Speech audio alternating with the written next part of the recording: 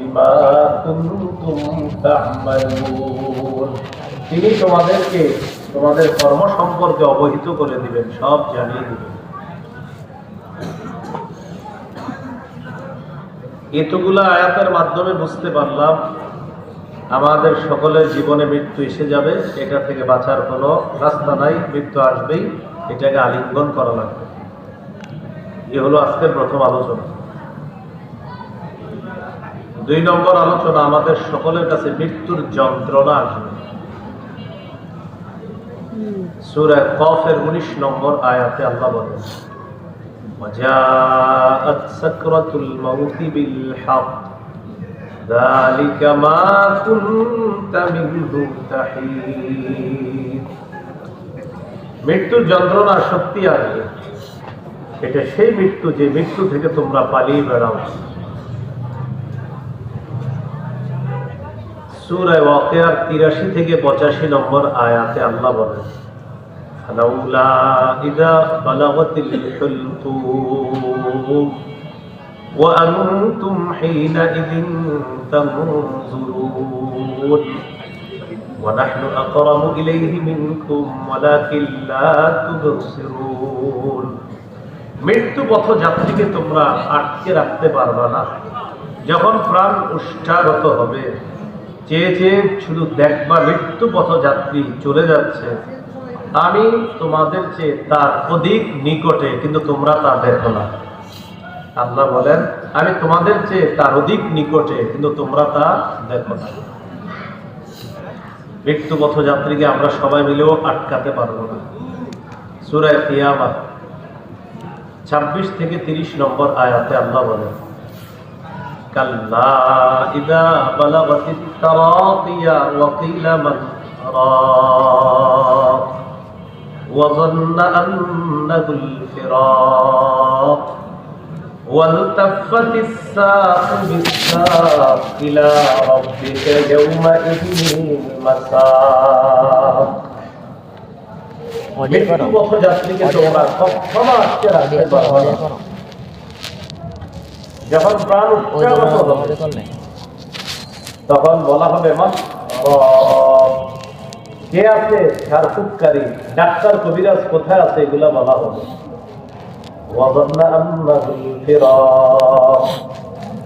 মৃত্যু পথযাত্রী ইয়াকিন করবে, বিশ্বাস করবে সে দুনিয়া থেকে বিদায় নিচ্ছে, বিদায় নিয়ে নিবে। পায়ের নলা একটা আর একটার সাথে লেগে যাবে, মিলিত হবে।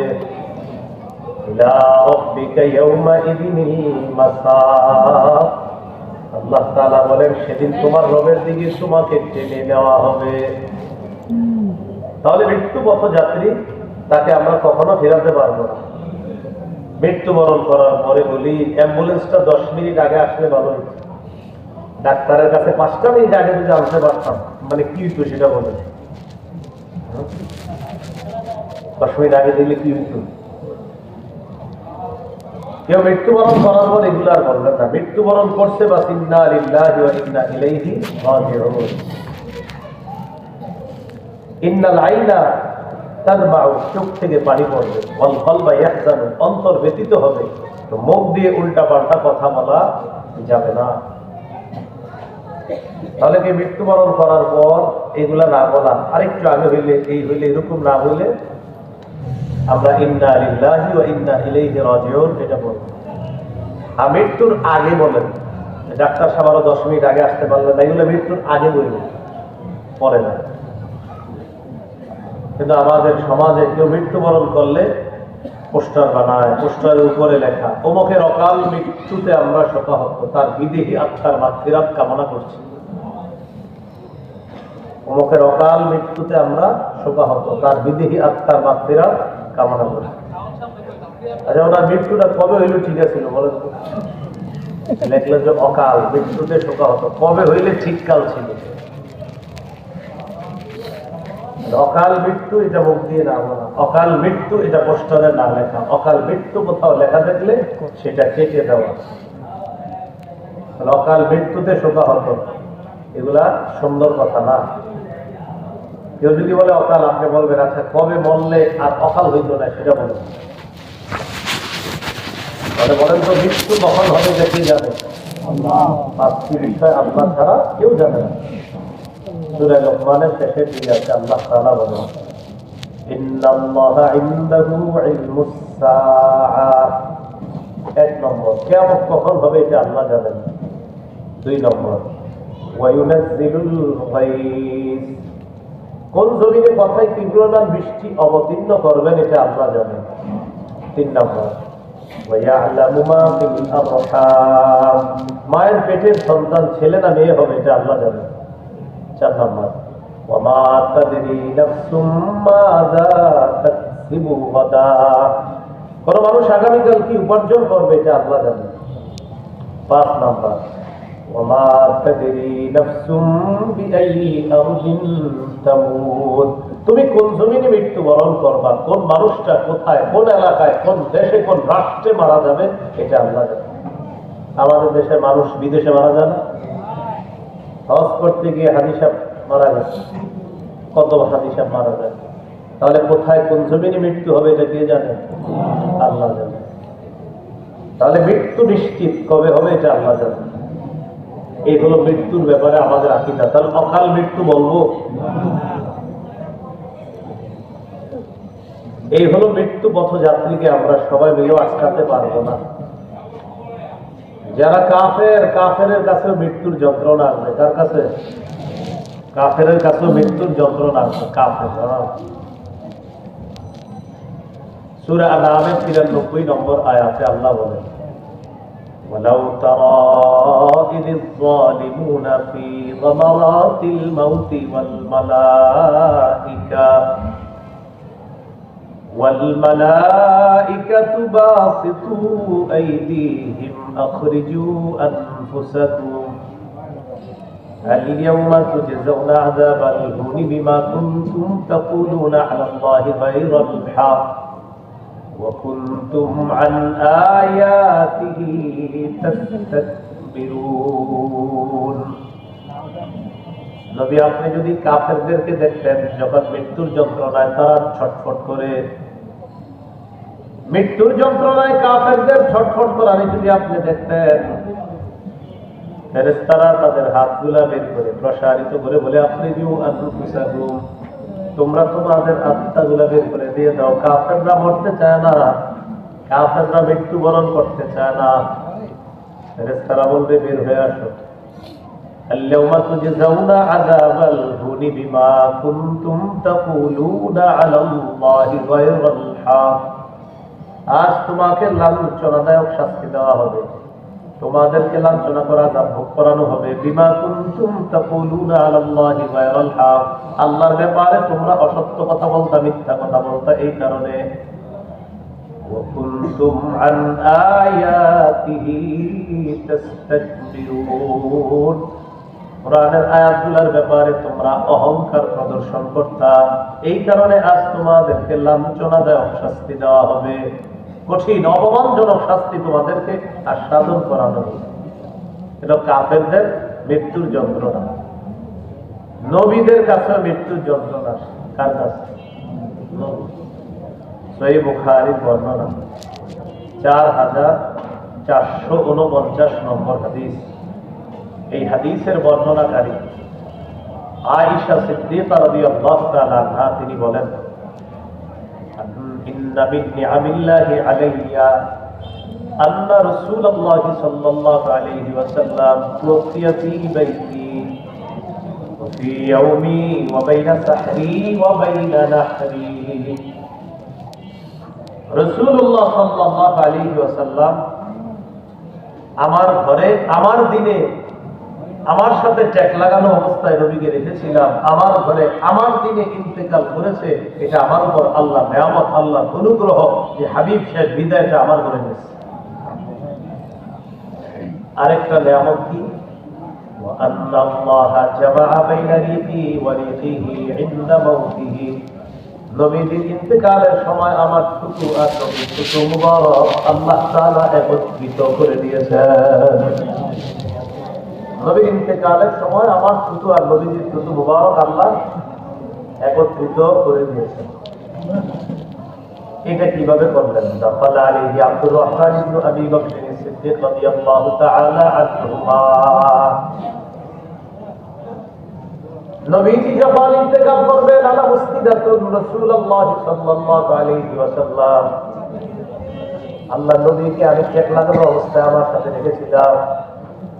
আমার ঘরে আব্দুর রহমান ইবনে আবু বকর আমার ভাই মেসওয়াক নিয়ে আমার ঘরে ঢুকলেন। কি নিয়ে? মেসওয়াক নিয়ে আমার ঘরে ঢুকলেন। কে? আমার ভাই আব্দুর রহমান ইবনে আবু বকর মেসওয়াক নিয়ে আমার ঘরে। নবীজি মেসওয়াকটার দিকে তাকায়। কিসের দিকে? মেসওয়াকের দিকে তাকায়। আমি আল্লাহ রাসূলকে বললাম,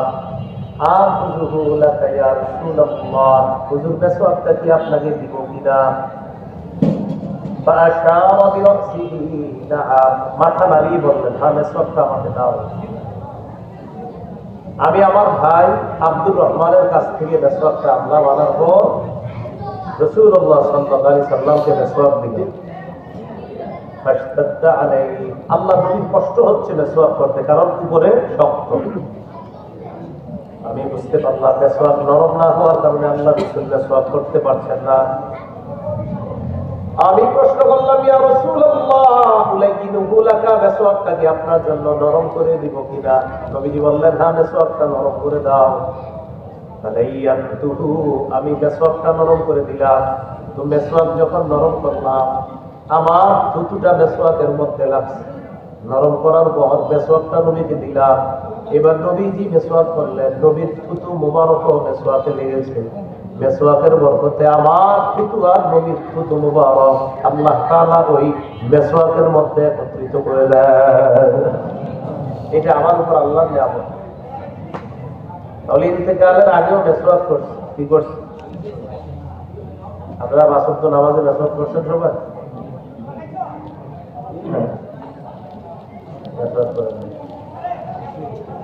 তিন জায়গায় মেসওয়াক রাখবেন। ঘরে রাখবেন, কর্মস্থলে রাখবেন, পকেটে রাখবেন। পকেট বলতে যদি গাড়ি থাকে গাড়িতে রাখবেন। গাড়ি, বাড়ি, কর্মস্থল, তিন জায়গায় মেসওয়াক রাখবেন। কয় জায়গায়? তিন জায়গায়। আপনারা মেসওয়াক চাইবেন না, খালি দেখার জন্য। আজকে আমি যে গাড়িতে আসছি ওটাতে তিনটে মেসওয়াক হইলেন আমার। তিনটে ওটা ওকে সাহেব বলবেন যদি একটু দেখি দেখানো যাবে। ওটা তিনটে দেওয়া যাবে না, আমি যেহেতু তিনোটা দিয়ে আমি ব্যবহার করি। তিনটে।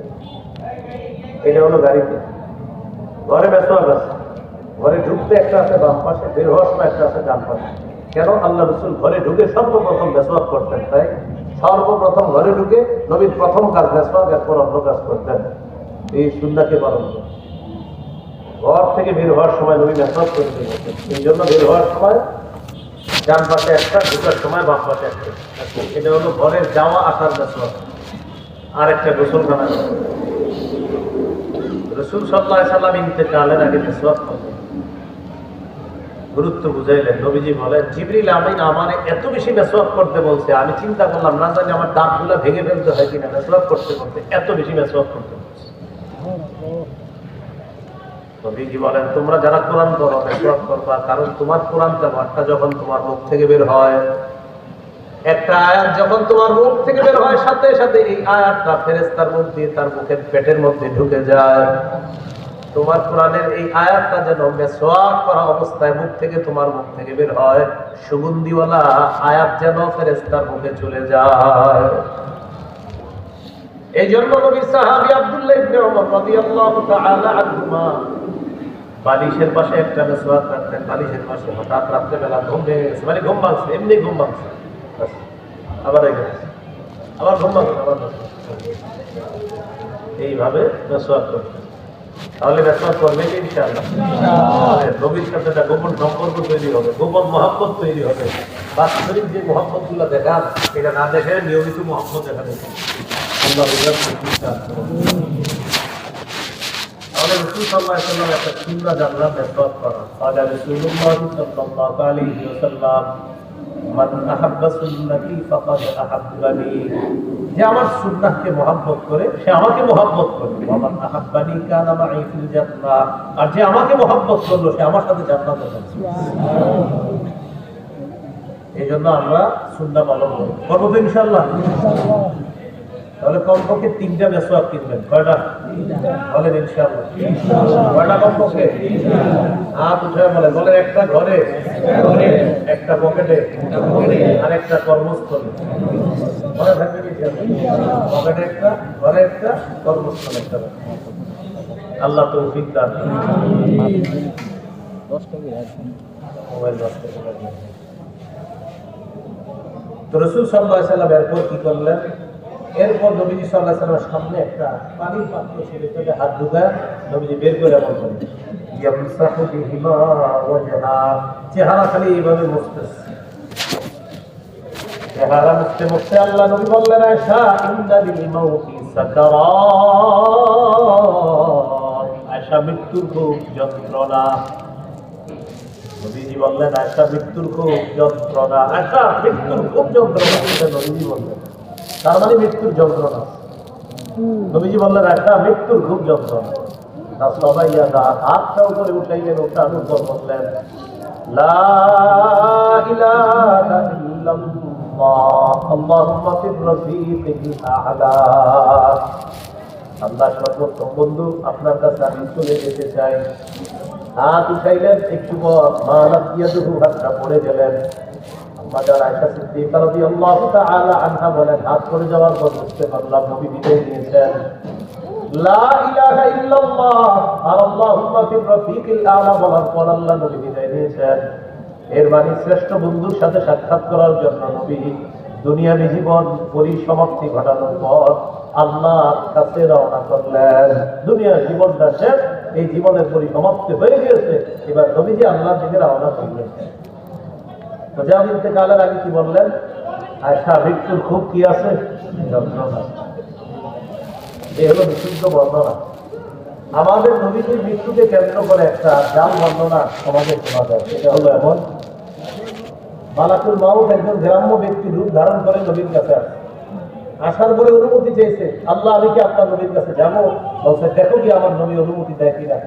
এগুলো হয়তো কোনো বইয়ের মধ্যে ভুলে চলে আসতো, আর এটা হয়তো কেউ পড়ছে, পড়ার পর এরকম মাইকেও আলোচনা করে ফেলেছে, আর আপনারাও শুনে ফেলে আহ আহ করে কান্না করেছেন। এটা আমি দূষণীয় মনে করছি না, কারণ অজান্তে এই লেখাগুলো কোনো বইয়ে এসে গিয়েছে, কারণ অসাবধানতা বসত, আর এটা হয়তো কেউ পড়ে শুনে এই মাইকের মধ্যে বলে ফেলেছেন। হয়তো আপনারাও শুনছেন, এরকম গ্রাম্য ব্যক্তি রূপ ধারণ করে আসছে, আসার পর অনুমতি চাইছে নবীজির কাছে। শুনছেন না এরকম? এটা একটা জাল বর্ণনা। বলেন কি বর্ণনা?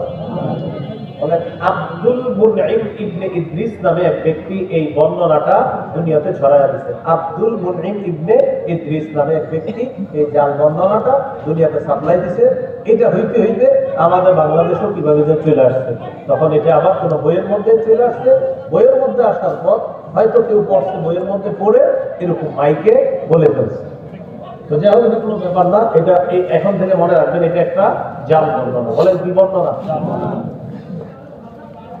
নবীজির কন্যা ফাতেমা রাদিয়াল্লাহু তাআলা আনহা, তাকে কেন্দ্র করেও একটা ভিত্তিহীন বর্ণনা।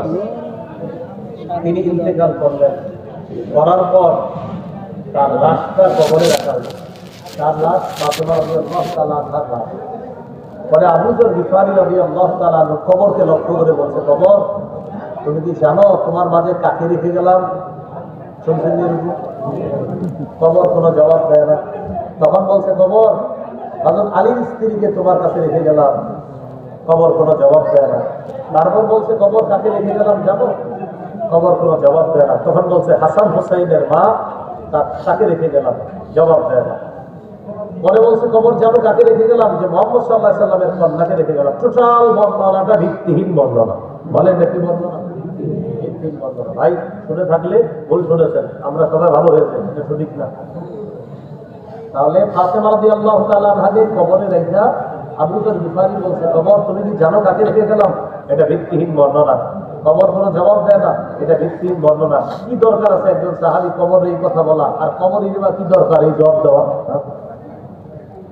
এরকম একজন সাহাবীর সামনেই মিথ্যা কথা না বলা। সঠিক কথা হলো, হযরত ফাতেমা ইন্তেকাল করার পর হযরত আলী জানাজা দিতে, হযরত আলী রাতে দাফন করতে লাশ। সহিহ বুখারীর বিশুদ্ধ বর্ণনা। এত সুন্দর এই বড় বর্ণনা আছে ফাতেমা রাদিয়াল্লাহু তাআলা আনহার ইন্তেকালের। এইটা বাদ দিয়ে ওই ভিত্তিহীন একটা বর্ণনা, যেটা বললে আপনারা কান্না করেন, কইরা 1 লাখ টাকা দিতে রাজি হয়ে যান। তো এই বিষয়গুলো কিন্তু ঠিক না আসলে। আল্লাহ আমাদেরকে হেফাজত করেন। তাহলে প্রশ্ন করি আপনাদেরকে, নবীজি সাল্লাল্লাহু আলাইহি সাল্লাম ইন্তেকাল করেছে, বিশুদ্ধ বর্ণনা আছে। নবীজির কাছে এক ব্যক্তি মালাকুল মাউত গ্রাম্য ব্যক্তির রূপ ধারণ করে আসছে, এটা কি সঠিক না জাল?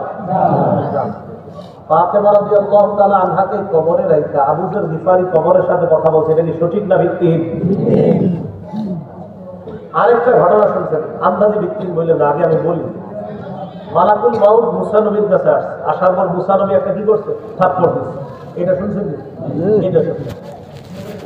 এটা কি? এটা বুখারীতে আছে, এটা শুনছেন? তাহলে আমরা ওই সঠিক বেঠিক গুলো মিলাইতে অনেক যখন মালাকুল মাউতের ঘটনাটা বলি পাবে যে মুসা নবীর কাছে মালাকুল মাউত আসছে, তিনি থাপ্পড় দিয়েছে, কিন্তু সঠিক এটা বলে ওই নবীর ঘটনাটা বাড়াবে কি আমাদের নবীর কাছে মালাকুল মাউত আসছিল, আসার পর অনুমতি চাইছে, কিন্তু ঘটনাটা যা মুসা নবী থাপ্পড় দিচ্ছে সঠিক। আমাদের নবীর কাছে মালাকুল মাউত গ্রাম্য ব্যক্তি রূপ ধরে আসছে, এটা জাল বর্ণনা। ফাতেমা রাদিয়াল্লাহু তাআলা আনহাকে কবরে রেখে আবু যর গিফারি কথা বলছে কবরের সাথে, এটা ভিত্তিহীন বর্ণনা। আর মুসা নবী মালাকুল মাউতকে থাপ্পড় দিছে, এটা সঠিক বর্ণনা। মনে থাকবেন ইনশাআল্লাহ। রাসূলুল্লাহ সাল্লাল্লাহু আলাইহি সাল্লাম ইন্তেকাল করলেন, মৃত্যুর যন্ত্রণা তার কাছে আছে। এই হলো আজকের 2 নম্বর আলোচনা। আজকের 3 নম্বর আলোচনা, মৃত্যুর পর একটা জগৎ আছে, কবরের জগৎ। সেখানে আমাকে আপনাকে সকলকে যেতে হবে। হাদিসের একটা কিতাব আছে মুসনাদে আহমদ, এই কিতাবের 18,557 নম্বর হাদিস। এই হাদিসের বর্ণনাকারী বারা ইবনে আযিব রাদিয়াল্লাহু তাআলা তিনি বলেন, খরাজনা মা রাসূলিল্লাহি সাল্লাল্লাহু আলাইহি ওয়াসাল্লাম ফি জানাজাতি রাজুলিন মিনাল আনসার। একজন আনসারী সাহাবীর সাথে আল্লাহ রাসূল সাল্লাল্লাহু আলাইহি ওয়াসাল্লামের সাথে গেলেন, একজন আনসারী সাহাবী জানাজা পড়ার জন্য। আমরা একজন আনসারী সাহাবীর জানাজা পড়ার জন্য নবীজির সাথে গেলাম। নবীজির সাথে চলতে চলতে হাত্তান তাহাইনা ইলাল কবরি ওয়া লাম্মা ইউলহাদ, কবরের কাছে পৌঁছে গেলাম। যে কবরের মধ্যে এখনো লাশ রাখা হয় নাই।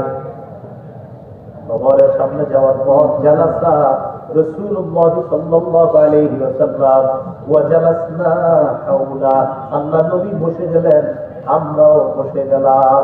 নবীজি কবরের সামনে বসে গেলেন, আমরাও বসে গেলাম। কান্না আলা রুসিনা আত-তায়র, যেন আমাদের মাথার উপর পাখি বসা। খুব বন্দে পুরো বর্ণনাটা শুনলেন। নবীজির হাতে একটা লাঠি, বিয়াদিহি উদুন ইয়ানকুতু বিহি ফিল আরদ, আল্লাহ নবীর হাতে একটা লাঠি মুবারক, লাঠি দিয়ে জমিনের মধ্যে আঁকাআঁকি করতেছে। এইভাবে আমরা নবীর দিকে তাকিয়ে আছি, নবী নিচের দিকে তাকিয়ে আছে, আঁকাআঁকি করতেছে।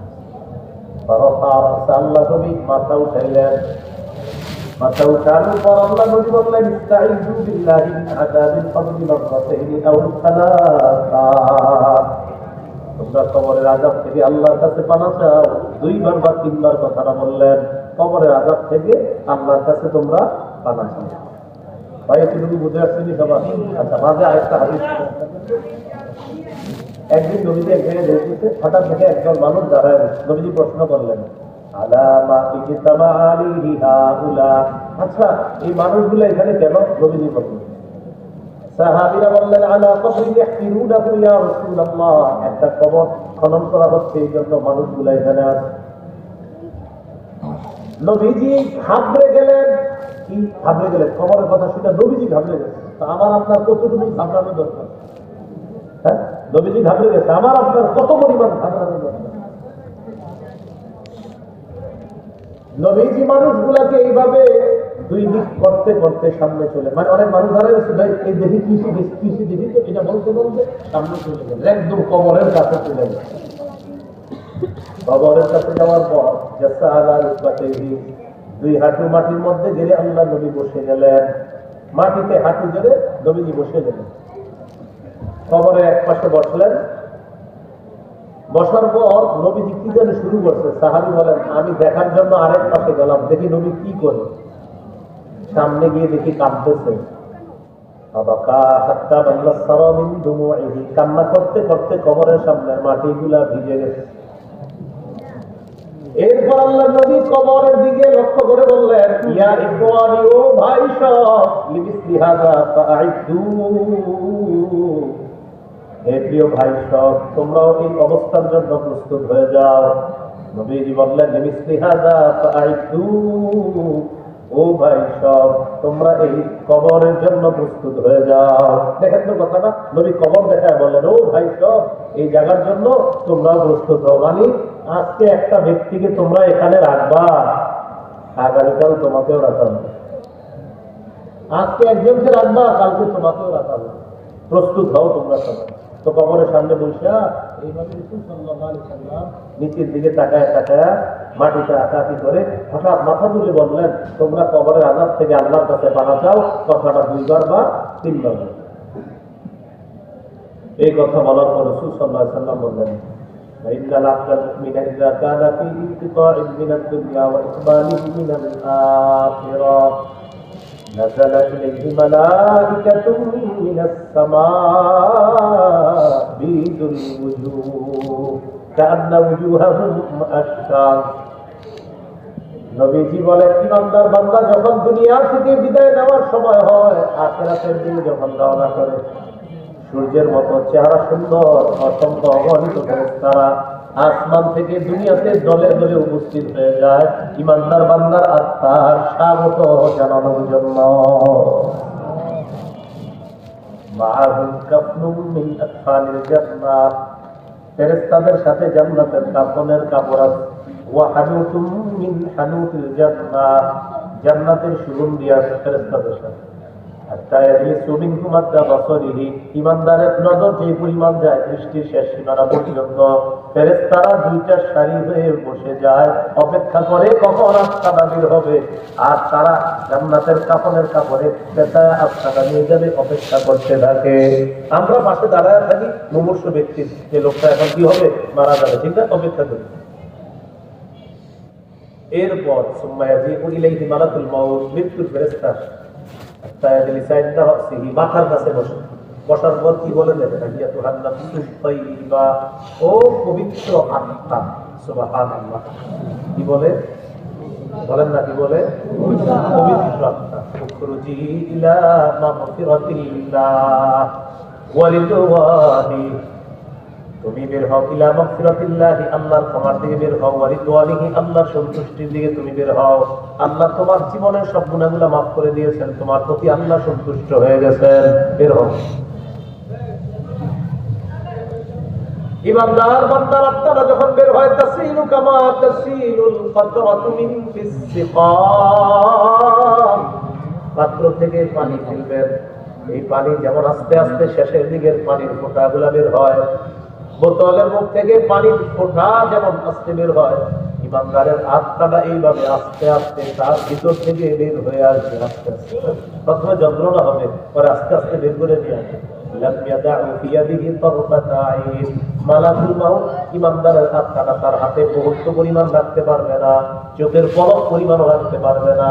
সামনে বসা ফেরেশতারা জান্নাতের কাফনের কাপড় বিছিয়ে বলবে, তাড়াতাড়ি আত্মাটা আমাদের জান্নাতের কাফনের কাপড়ের মধ্যে দিয়ে দাও।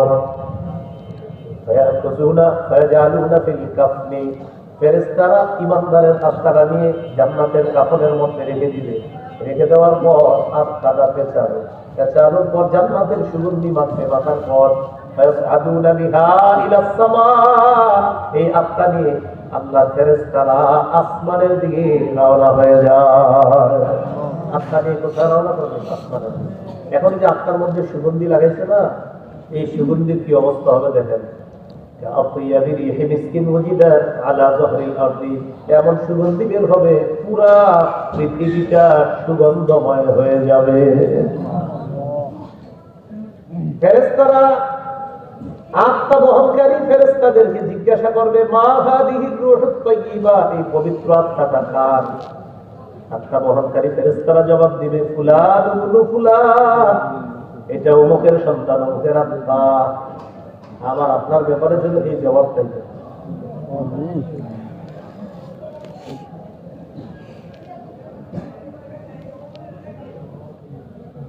আমার নাম আরিফ বিন হাবিব, ভাই আপনাদের কাছে দোয়া আছে, আমার ব্যাপারে যেন ফেরেশতারা বলে যে হাবিবের সন্তান আরিফের আত্মা। আপনাদের বাপের নাম ধরে যেন বলে যে অমুকের সন্তান অমুকের আত্মা আল্লাহর কাছে নিয়ে রওনা করছে, এরকম যেন বলে। আপনাদের জন্য দোয়া করি, আমিও দোয়া করি। আত্মা নিয়ে ফেরেশতারা রওনা করে। ফেরেশতা কেবলা প্রথম আসমানের কাছে যায়, যাওয়ার পর আসমানের দরজাটা খোলার অনুমতি চায়। দরজা খুলে দেওয়া হবে, ইমানদারের আত্মা নিয়ে প্রথম আসমানে প্রবেশ করবে। فَيُشَيِّعُهُ مِنْ كُلِّ سَمَاءٍ مُقَرِّبُوهَا। প্রত্যেক আসমানের ফেরেশতা যাদের পাশ দিয়ে ইমানদারের আত্মাটা যাবে, সবাই স্বাগত জানাতে জানাতে বলবে যাও যাও দ্বিতীয় আসমানে যাও। এইভাবে স্বাগত জানাতে জানাতে ইমানদারের আত্মাটা একের পর এক আসমানের মধ্যে উঠে যাবে। হইতে হইতে হাত্তা ইনতাহা বিহা ইলা সামাইস সাবিআ, সপ্তম আসমানে গিয়ে থামবে। সুবহানাল্লাহ।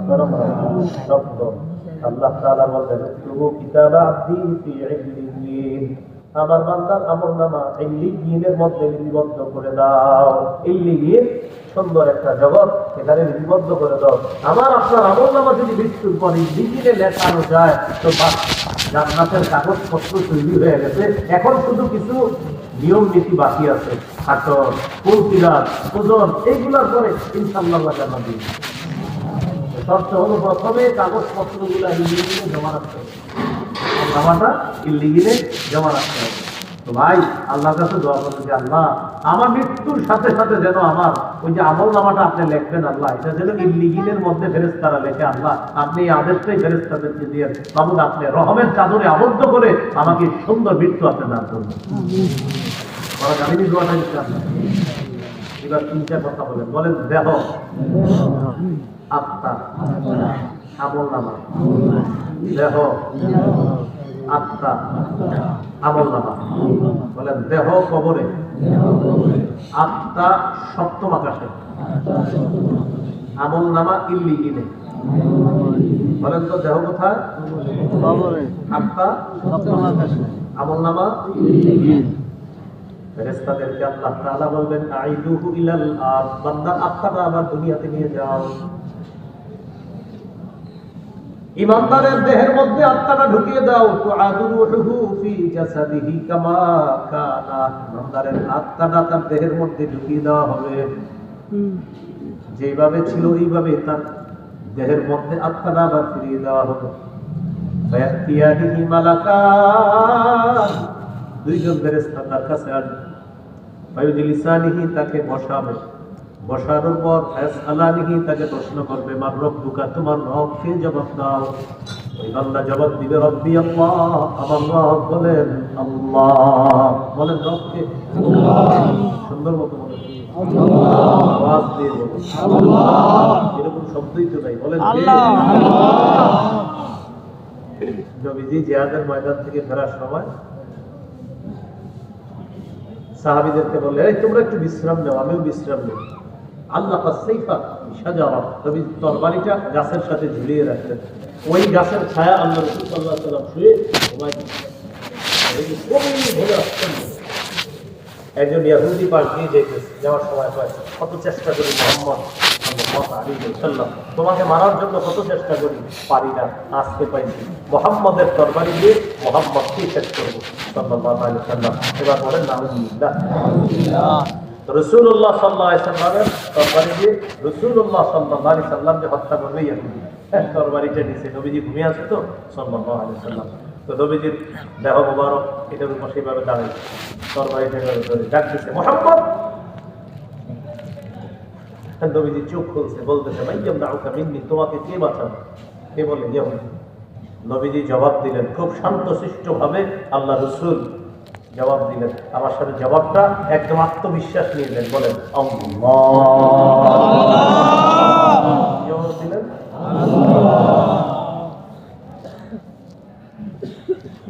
নবীজি জবাব দিলেন আল্লাহ। জবাব দেওয়া মাত্র ইহুদির হাত থেকে কাঁপতে কাঁপতে তরবারি জমিনের মধ্যে পড়ে যায়।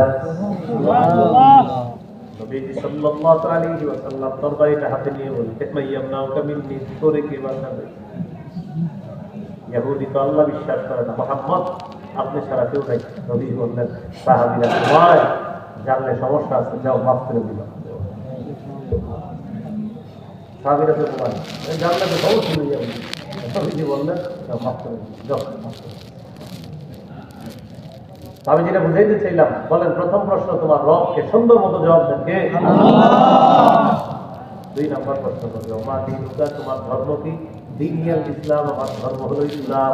এবার যে আকীদা শুদ্ধ করি, বলেন দুনিয়াতে, দুনিয়াতে, আখিরাতে, আখিরাতে, পৃথিবীতে, পৃথিবীতে, জমিনে, জমিনে, আসমানে, আসমানে, সত্য ধর্ম একটাই, ধর্ম একটাই, ইসলাম। আকীদা শুদ্ধ হবে না। তোমাদের বুঝি বলছি আচ্ছা আচ্ছা, আকীদা তাহলে এখানে করানো হয় না। আকীদা তো হবে সেটা ওখানে বাস আকীদা লেখা আছে। দীনুল্লাহি ফিল আরদি ওয়াস সামাই ওয়াহিদুন, দুনিয়াতে, পৃথিবীতে, জমিনে, আসমানে দিন একটা, বাস সেটা কি? ইসলাম। সূরা আলে ইমরানের 19 নম্বর আয়াতে আছে ইন্নাদ দীনা ইনদাল্লাহিল ইসলাম, আল্লাহর কাছে একমাত্র সত্য দিন হলো ইসলাম। শেখুল ইসলাম ইবনে তাইমিয়া রাহমাতুল্লাহ আলাইহি ফাতাওয়া ইবনে তাইমিয়ার মধ্যে আছেন, তিনি সেখানে আছেন মান লাম ইউকিররা ظاهرا وباطنا أن الله لا يقبل دينا سوى الإسلام فليس بمسلم। কেউ যদি বাহ্যিকভাবে অথবা আভ্যন্তরীণভাবে মুখে মুখে অথবা মনে মনে যদি এই কথা বিশ্বাস না করে যে আল্লাহ ইসলাম ছাড়া অন্য কিছু গ্রহণ করবে না, এটা মুখে মুখে বলে হ্যাঁ ভাই ইসলামই খালি গ্রহণ করে, কিন্তু মনে মনে হলো না অন্য অন্য ধর্মের ভালো মানুষও তো আছে, এটাও মনে গ্রহণ করবে, এটা মনে মনে। তাইমিয়া বলেন ফালাইসা মুসলিমিন, সে মুসলমান না। তাহলে বলেন বাহ্যিকভাবে, আভ্যন্তরীণভাবে এই বিশ্বাস রাখতে হবে আল্লাহ তাআলা ইসলাম ছাড়া অন্য কোন দিন গ্রহণ করবে না। দলিল সূরা আলে ইমরান 85 নম্বর আয়াত। কোন সূরা? আলে ইমরান কত নম্বর আয়াত? 85। আল্লাহ তাআলা বলেন ومن يبتغي غير الإسلام دينا فلن يقبل منه, যে ব্যক্তি ইসলাম ছাড়া অন্য কোনো কিছুকে দিন হিসাবে কামনা করবে এটা কিছুতেই গ্রহণ করা হবে না। وهو في الآخرة من الخاسرين, সে আখিরাতে ক্ষতিগ্রস্তদের অন্তর্ভুক্ত হবে। বলি নাউযুবিল্লাহ। দুই নম্বর প্রশ্ন মা দিনুকা, তোমার দিন কি? জবাব দিবে দিনিয়াল ইসলাম, আমার দিন হলো ইসলাম। তিন নম্বর প্রশ্ন মান হাযা রাজুলুল্লাযী বুইসা ফীকুম, মানুষটাকে চেনো কিনা? জবাব দিবে হাযা নবী মুহাম্মাদুন সাল্লাল্লাহু আলাইহি ওয়াসাল্লাম, তিনি আমার নবী মুহাম্মদ সাল্লাল্লাহু আলাইহি ওয়াসাল্লাম। ফেরেশতারা বলবে আইনা ওয়াজাদতা হাযা, ওই ইমানদার তুমি এই প্রশ্নের জবাব কোথায় পেলা? ইমানদার জবাব দিবে ক্বরাআতু কিতাবাল্লাহ, আমি দুনিয়াতে আল্লাহর কোরআন পড়েছিলাম, আলেমদের সোহবতে দেখেছিলাম, সেখান থেকে শিখেছিলাম। এই তিন প্রশ্নের জবাব সেখানে জেনেছিলাম। আল্লাহর পক্ষ থেকে ঘোষণা করা হবে আমি সাদাকাত দিই, আমার বান্দা যা বলছে আমি আল্লাহ তাকে সত্যায়ন করে দিলাম, আমার বান্দা সব সত্য কথা বলছে। এবার আল্লাহ বলবেন আফরিশুহু মিনাল জান্নাহ, আমার বান্দার কবরে জান্নাতের বিছানা বিছায়া দাও। ওয়ালবিসুহু মিনাল জান্নাহ, তার শরীরে জান্নাতের পোশাক পরায়া দাও। ওয়াফতাহু লাহু বাবান ইলাল জান্নাহ, কবর থেকে জান্নাত পর্যন্ত একটা দরজা খুলে দাও। পকেট দরজা, কি দরজা? দরজা খুলে দাও। ফায়াতিহা মিন রিহিহা ওয়া তিবিহা, জান্নাত থেকে সুগন্ধি তার কবরে আসতে থাকবে, জান্নাতের নিয়ামত সুগন্ধি তার কবরে আসতে থাকবে। এই হলো ঈমানদারের অবস্থা। আল্লাহ আমাদেরকে এটা হওয়ার তৌফিক দান করুন। নবী এই হাদিসটা কোথায় বসে বলতেছে? কবরের সামনে। وإن العبد الفاجر إذا كان في انقطاع من الدنيا وإقبال من الآخرة, পাপাচার বান্দা যখন দুনিয়া থেকে বিদায় নেওয়ার সময় হয়, আখিরাতের দিকে যখন রওনা করে, নাযালা ইলাইহি মালাইকাতুন মিনাস সামা সুদুল বুজুহ, কালো চেহারা বিশিষ্ট একদল ফেরেশতা, মাহুমুল মাসুস, সালার বস্তা সালার চট নিয়ে এসে পড়ে। কালো চেহারা পাপাচার বান্দার পাশে বসে যায়। এরপর মালাকুল মাউত তার কাছে আসে, আসার পর বলবে আইয়াতুহান নাফসুল খাবিসা, হে খারাপ আত্মা, খবিসাত্মা, উখরুজি ইলা সাফাতিল্লাহ, বের হও তুই, আল্লাহ তোর উপর রাগান্বিত, গোসা, আল্লাহ তোর উপর অসন্তুষ্ট, বের হও। কাঁটা দিয়ে আপনার শরীরের প্রতিটা পশমের গোড়ায় আঘাত করলে যে পরিমাণ আঘাত পাবেন, এইভাবে কষ্ট দিতে দিতে তার আত্মাটা বের করা হবে। আত্মা বের করার পর সালার বস্তার মধ্যে আত্মাটা নেওয়া হবে। নেওয়ার পর এবার একটা চালু আত্মা নিয়ে উপরে দিয়ে রওনা করবে। ফেরেশতারা বলবে মা হাযিহিল রূহুল খাবিসা, এই খবিসাতটা আবার কার? এত দুর্গন্ধ, পুরা দুনিয়াটা দুর্গন্ধযুক্ত হয়ে যাবে, এটা কার আত্মা? ফেরেশতারা জবাব দিবে ফুলান ইবনু ফুলান। এখনো বলবে এটা অমুকের সন্তান, অমুকের আত্মা। ইমানদারের আত্মার বেলাও বলেছিল এটা অমুকের সন্তান, অমুকের আত্মা। পাপাচারের বেলাও বলা হবে এটা অমুকের সন্তান, অমুকের আত্মা। আসমানের দিকে রওনা করবে। প্রথম আসমানের কাছে যাওয়ার পর আল্লাহ বলবেন এটার আত্মাটা উপরে উঠানোই কোনো দরকার নাই। ইমানদারেরটা 7 নম্বর আসমানে গিয়েছিল, এটারে উঠানোই দরকার নেই। তবু কিতাবা আমার বান্দার আমলনামা সিজ্জিনের মধ্যে লিপিবদ্ধ করে দাও। সিজ্জিন সিজ্জিন, দেহের মধ্যে তার আত্মাটা ফিরিয়ে দাও, কবরের মধ্যে পাপাচারের আত্মা ফিরিয়ে দিবে। ফায়াতিয়ানিহি মালাকান, দুইজন ফেরেশতা আসবে। আসার পর তাকে বসাবে, বসানোর পর প্রশ্ন করবে মান রব্বুকা, তোমার রব কে? জবাব দিবে হা হা লা আদরি, আমার জানা নাই। ওয়া মা দীনুকা, তোমার ধর্ম কি? জবাব দিবে হা হা লা আদরি, আমার জানা নাই। ওয়া মান হাযার রাজুলুল্লাযী বুইসা ফীকুম, মানুষটাকে চিনো কিনা? জবাব দিবে হা হা লা আদরি, আমার জানা নাই। আল্লাহ তাআলা বলবেন আন কাযাবা আবদি, আমার বান্দা যা বলছে মিথ্যা কথা। আফরিশুহু মিনান নার, কবরের মধ্যে আগুনের বিছানা বিছায়া দাও। ওয়ালবিসুহু মিনান নার, শরীরের মধ্যে আগুনের পোশাক পরা দাও। ওয়াফতাহু লাহু বাবান ইলান নার, কবর থেকে জাহান্নাম পর্যন্ত একটা দরজা খুলে দাও। ফায়াতিহা মিন হামুমিহা ওয়া সামুমিহা, প্রচন্ড গরম তাপ তার কবরের মধ্যে আসবে। কবরের দেয়ালগুলা গরম হয়ে যাবে, ছাদটা গরম হয়ে যাবে, কবরের বিছানাটা গরম হয়ে যাবে। আল্লাহ তাআলা বলেন লাহুম মিন জাহান্নামা মিহাদু ওয়া মিন ফাওকিহিম গাওয়াশ, বিছানাটা হবে আগুনের বিছানা, জাহান্নামের বিছানা। আচ্ছাদন ছাদটা যেটা, এটাও হবে আগুনের ছাদ। এই অবস্থা চলতে থাকবে। পাশে দাঁড়ায় থাকবে একজন, ডান্ডা নিয়ে দাঁড়ায় আছে, লোহার ডান্ডা। ইয়াদরিবু দরবাতান ইয়াসিহু সাইহা, এত জোরে একটা আঘাত করবে, প্রচন্ড জোরে চিৎকার করবে।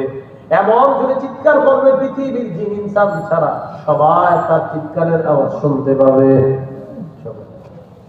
নবীজি বলেন ইস্তাঈযু বিল্লাহি মিন আযাবিল কবরি মাররাতাইনি আও সালাসা, ও সাহাবীদের দল, তোমরা কবরের আযাব থেকে বাঁচো 2 বার বা 3 বার বললেন। এই লম্বা হাদিসটা শুনাইছে নবী, এই কথাটা বললেন। এই পুরা বর্ণনাটা কবরের সামনে বসে নবী বলছেন। আবু দাউদে আছে, এর চেয়ে বড় আছে মুসনাদ আহমদের মধ্যে। আমি যেটা বললাম এই সনদ হলো মুসনাদ আহমদের, এর চেয়ে একটু কম আছে আবু দাউদের মধ্যেও আছে। এই হলো আজকে 3 নম্বর আলোচনা। তাহলে মৃত্যু 2 নম্বর, মৃত্যুর যন্ত্রণা 3 নম্বর, কবর 4 নম্বর, সর্বশেষ আলোচনা হাসর। কবরের জগৎ কাটানোর পর হাসরে উঠবে। সেখানে আল্লাহ তাআলা ওজনের পাল্লা স্থাপন করবে, বড় ভয়ঙ্কর অবস্থা হবে। কিয়ামতের ময়দান শরীর ধারিত। সূরা নাবা 17 নম্বর আয়াতে আল্লাহ বলেন ইন্না ইয়াউমাল ফাসলি কানা মিকাতা, ফয়সালার দিবস শরীর ধারিত। সূরা হুদের 104 নম্বর আয়াতে আল্লাহ বলেন ওয়া মা নুআখিরুহু ইল্লা লিআজালিন মা'দুদ, কিয়ামতের বিষয়টা আমি নির্দিষ্ট সময়ের জন্য মুলতবি করে রাখলাম। যেদিন কিয়ামত ঘটিয়ে দিব, ইয়াউমা ইয়াতি লা তাকাল্লামু নাফসুন ইল্লা বিইজনি, আল্লাহর অনুমতি ছাড়া সেদিন কেউ কথা বলতে পারবে না। সহিহ বুখারী 4712 নম্বর হাদিস। মানুষগুলা ভয়ঙ্কর পেরেশানির মধ্যে থাকবে। আদম নবীর কাছে যাবে, আদম নবী তাদেরকে পাঠিয়ে দিবে নূহ নবীর কাছে। নূহ নবীর কাছে যাওয়ার পর ইব্রাহিম নবীর কাছে পাঠিয়ে দিবে। ইব্রাহিম নবী পাঠিয়ে দিবে মুসা নবীর কাছে। মুসা নবী পাঠিয়ে দিবে ঈসা নবীর কাছে। ঈসা নবী জাতিকে নিয়ে আমাদের নবীর কাছে যাবে। নবী বলেন ফায়াতুনি, আমার কাছে তারা আসবে। আসার পর আমি আকাউ সাজিদান লিরাব্বি, আল্লাহর দরবারে সিজদায় পড়ে যাব। আল্লাহ আমাকে 4টা কথা বলবেন। ইরফা রাসা হাবিব, আপনি মাথা উঠান। 2 নাম্বার কুলতুসমা, আপনি বলেন শোনা হবে। 3 নাম্বার সাল তুতা, আপনি চান দেওয়া হবে। 4 নাম্বার ওয়াশফা তুশাফা, আপনি সুপারিশ করেন মঞ্জুর করা হবে। আল্লাহ নবী বলবে আল্লাহ বিচার ব্যবস্থা শুরু করেন। তখন আল্লাহ ওজনের পাল্লা স্থাপন করবে। সূরা আম্বিয়াতে আছে ওয়ানাদাউল মাওয়াজিনাল কিসতা লিয়াউমিল কিয়ামাহ, আমি কিয়ামতের ময়দানে ইনসাফের দাড়ি পাল্লা স্থাপন করব। ফালা তুযলামু নাফসুন শাইআ, সেদিন কারো প্রতি কোনো অবিচার করা হবে না। ওয়া ইন কানা মিসকালা হাববাতিন মিন খারদালিন আতাইনা বিহা, আমল যদি সরিষার দানা পরিমাণ হয়, আল্লাহ বলেন আতাইনা বিহা, এটা আমি উপস্থিত করব, তোমারে দেখায় দেব যে আমি আল্লাহ তোমার উপর কোনো জুলুম করি নাই, আমি ইনসাফ করেছি, তোমাকে সব দেখিয়ে দেওয়া হবে।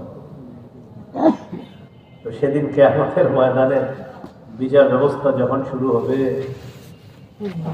আল্লাহ রহমত ছাড়া বাঁচার কোনো রাস্তা থাকবে না ভাই। এক বর্ণনা আছে, কারো কারো বিচার পর্দার আড়ালে আল্লাহ দিবেন না, ওই ব্যক্তির মাঝে আর জাতির মাঝে আল্লাহ একটা পর্দা দিয়ে দিবেন আর কি। একটা পর্দা থাকবে, মনে করেন জাতির মাঝে আর তার মাঝে একটা পর্দা থাকবে, পর্দার আড়ালে বলবে আচ্ছা আরিফু জাম্বা কাজা ওয়া কাজা, সেই মুসলিমের বর্ণনা, তুমি কি এই গুনাহ স্বীকার করছো?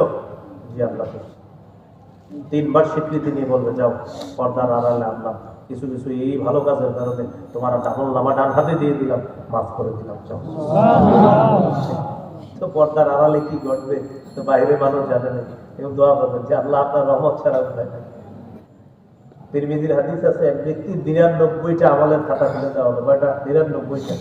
ইন্নাল্লাহা সাইয়ুখাল্লিসু রাজুলান মিন উম্মতি আলা রুউসিল খালাইকি ইয়াউমাল কিয়ামা, আমার উম্মতের এক ব্যক্তিকে কিয়ামতের ময়দানে আল্লাহ উপস্থিত করে ফায়ানশুরু আলাইহি ৯৯ সিজিল্লা, ৯৯টা আমলের খাতা খুলে দিবে, কুল্লু সিজিল্লিন মিসলু মাদ্দিল বাসর, দৃষ্টির শেষ সীমানা পর্যন্ত প্রত্যেকটা আমলনামা এই খাতার লম্বা হবে এত বড়। আল্লাহ বলবে দেখো তো একটু আতুনকিরু মিন হাযা শাইআ, অস্বীকার করো যা লেখা আছে না। আল্লাহ অস্বীকার করে দেখবে কি গুনাহ প্রচুর লেখা, প্রচুর, আপনি অনেক লেখা। তুখরাজু বিতাকা, একটা ছোট্ট কাগজ বের করা হবে, ফিহা আশহাদু আল্লা ইলাহা ইল্লাল্লাহ, ছোট্ট কাগজের মধ্যে লেখা আশহাদু আল্লা ইলাহা ইল্লাল্লাহ ওয়া আশহাদু আন্না মুহাম্মাদার রাসূলুল্লাহ। আল্লাহ বলেন উহদুর ওয়াজনাকা, ওজনের পাল্লার কাছে যাও। বান্দা বলবে আল্লাহ এই ৯৯টা বড় বড় আপনি আমার সাথে এই ছোট্ট কাগজটা কি হবে? আল্লাহ তাআলা বলবেন যাও, ফাতুদল সিজিল্লাতি ফি কিফা ওয়া তুদউল বিতাকাতু ফি কিফা, পাল্লার দুই পাশে একটার মধ্যে ৯৯টা রাখা হবে আর একটার মধ্যে ছোট্ট কাগজটা রাখা হবে। নবীজি বলেন তাআতাতি সিজিল্লাত ওয়া তাকলাতুল বিতাকা, ৯৯টা ওই রাখা পাল্লাটা হালকা হয়ে যাবে, ছোট্ট কাগজের ওই অংশটা ভারী হয়ে যাবে। যাও যাও শুনো জান্নাত, হাদিসের শেষে আছে লা ইয়াকুনু মাসমিল্লাহি শাইউন, অনুবাদটা একসাথে করে সবাই বলেন আল্লাহর নামের সাথে বলেন কোনো কিছু ওজনে পারে না, আল্লাহর নামের সাথে পারে না, ওজনে লা ইলাহা ইল্লাল্লাহ, লা ইলাহা ইল্লাল্লাহ, লা ইলাহা ইল্লাল্লাহ। সামনে রমজান মাস, কথা বলতে মন চাইলে এগুলো বলবেন সুবহানাল্লাহ, আলহামদুলিল্লাহ, লা ইলাহা ইল্লাল্লাহ, আল্লাহু আকবার। কথা বলতে মন চাইলে এগুলো বলবেন। যেহেতু মুখ খালি কিলবিল করতেছে তো এগুলো হুজুর এরপরেও কিলবিল থামে না, কোরআন খুলা পড়া শুরু করবে না, এরপরেও থামে না, নামাজের দ্বারা নকল নামাজ পড়ে হুজুর থামে না, তো আপনি ঘুমায় থাকবেন। এরপরেও জবান দিয়ে উল্টা পাল্টা কথা বলে না, ঠিক আছে তো ইনশাআল্লাহ। এই রমজানে এক বেটা বেচারা নিয়ত হলো 3 পারা পড়বে, পাশে একজন এসে বসে হঠাৎ এসে বলে ভাই কি অবস্থা? আচ্ছা আপনার কি দরকার আছে? আরে এখন জিজ্ঞেস করে কি অবস্থা? বেটা কোরআন পড়তে তো কি করে উনি বলে দাঁড়ান, এই দাঁড়ান করে 1 পারা বইরা রেখে দেন, দাঁড়ানি করা কাজ করছে রোজা ঠিক মতো করতে। আচ্ছা আপনার এখন এটা কি জিজ্ঞাসা করার দরকার পড়ে? বলছি ইবলিস তো রমজানে নাই, এর দায়িত্ব কিন্তু এখন বুঝাই দিচ্ছি, ইবলিস কিন্তু রমজানে থাকবে না, এর আগেই দায়িত্বগুলো বুঝাই দিতেছে যে শোনো তুমি এই করতে হবে, একজন মসজিদে কোরআন তেলাওয়াত করবে, উপাস করার নিয়ত করে বলবে, তুই কিন্তু পড়তে দিবি না, এগুলো সব দায়িত্ব বুঝিয়ে দিচ্ছে এখন। আপনারাই দায়িত্ব নিয়ে না, রমজান মাসে ঝগড়ায় যাবেন না, মনে থাকবেন তো ইনশাআল্লাহ। রমজানে ঝগড়ায় যাবেন না, ওই যে বললাম কথা বলতে মন চাইলে সুবহানাল্লাহ, আপনারা এসে বলবেন ভাই আপনার লোক একটু কথা বলতে মন চায়, বলবেন সুবহানাল্লাহ। ভাই আপনার একটা সূরা শোনাইতে মন চায়, ও আচ্ছা তো শোনাও। কথা বলতে মন চায়, সুবহানাল্লাহ। ভাই আরেকটু মন চায় তো আলহামদুলিল্লাহ বলো, সুবহানাল্লাহ। ভাই আরো মন চায়, আল্লাহু আকবার, সুবহানাল্লাহ। ভাই বললাম তো আরো মন চায়, যাও কোরআন পড়ো। ভাই আরো মন্ত্র ঘুমাচ্ছি ফালতু কথা যাবে না। ঠিক আছে তো ইনশাআল্লাহ? আল্লাহর নামের সাথে ওজনে কিছু পারে না ভাই, এই জন্য আমল নামা নষ্ট না করা, আল্লাহ বুঝার তৌফিক দান করেন। কিয়ামতের ময়দানে এইভাবে রহমত প্রত্যাশী হতে হবে। একদল মানুষের আমল নামা ডান হাতে দেওয়া হবে, আর এক দলের বাম হাতে। এই ডান হাতে যাদেরকে দেওয়া হবে তারা হলো সাঈদ, সৌভাগ্যবান। বাম হাতে যাদেরকে দেওয়া হবে তারা হবে শাকী, হতভাগা। আল্লাহ আমাদেরকে সৌভাগ্যবান হওয়ার তৌফিক দান করেন। আল্লাহ আমাদের সকলকে আজকের আলোচনাগুলো যেন আমাদের জীবনে বাস্তবায়ন করতে পারে, আল্লাহ তৌফিক দান করেন। মৃত্যুর যন্ত্রণা, কবরের জগৎ আর হাসরের ময়দানের দুই অবস্থা, হয়তো সৌভাগ্যবান না হয় হতভাগা। আমি আপনারা সবাই যেন সৌভাগ্যবান হতে পারি, আল্লাহ তৌফিক দান করেন। ওইসব ঘোষণা, দুইটা ঘোষণা। একটা হলো মাদ্রাসা ছাত্রদেরকে এখন পাঠিয়ে দেওয়া হবে, আমরা দেখবই সুন্দর মোবারক অনুষ্ঠানটা। আরেকটি ঘোষণা হলো ওরা আসছে এখানে গাড়িতে, মিম্বরের আমানত আমার একটা সংকলন আছে। ওই দিন ওই যে মুফতি মহিউদ্দিন কাসেমি হাফিজাহুল্লাহ হযরতের মাদ্রাসায় এসেছিলাম, অনেকে মিম্বরে আমানত নিতে চেয়েছিলেন। আসলে ওখানে মাহফিল আরো পরে আলোচক ছিল, দেখে ওই জায়গায় ঘোষণা দেওয়া সম্ভব হয়নি। তো আজকে ওরা আসছে গাড়িতে, যাদের প্রয়োজন হয় আপনারা সংগ্রহ করতে পারেন। 1 থেকে 8 খণ্ড। প্রথম খণ্ড সন্তানের 64টা অধিকার, জামাই বউগুলো মুখস্থ করে ফেলবেন, প্রথম খণ্ড। দ্বিতীয় খণ্ড শিরিক, প্রথম খণ্ড 64টা অধিকার, জামাই বউ কি করবেন, 5টা মুখস্থ করবেন আর শোনাই দেবেন। দ্বিতীয় খণ্ড শিরিক।